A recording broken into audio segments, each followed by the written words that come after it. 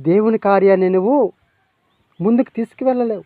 విశ్వాసం లేకపోతే దేవుని కార్యాన్ని మనము చూడలేము. ఈ రోజుల్లో చాలామంది అలాగే ఈ రోజుల్లో ఎక్కడండి దేవుని కార్యాన్ని బయలుపరచడానికి భయపడుతున్నారు. ఎందుకు? విశ్వాసం లేకే. చాలామంది అడిగిన ప్రశ్నలకి చెప్పలేకపోతున్నారు. దేవుడు ఏ కార్యం చేశాడు, దేవుణ్ణి ఇంత దినగా ఆరాధిస్తున్నారు ఎందుకు? చాలామంది ఆన్సర్ చెప్పలేకపోతున్నారు.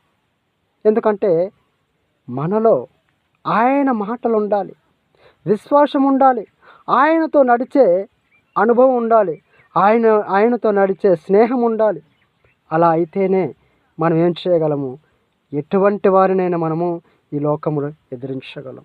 ఎందుకంటే వాళ్ళు అడుగుతారు, అనేక మంది ప్రశ్నలు ఇస్తారు. ఆ ప్రశ్నలకి జవాబు చెప్పడం కాదు, మనము కూడా మా దేవుడు గొప్ప కార్యములు చేయగలడు, అద్భుతములు చేయగలడు అని మనము నిరూపించాలి. వాళ్ళ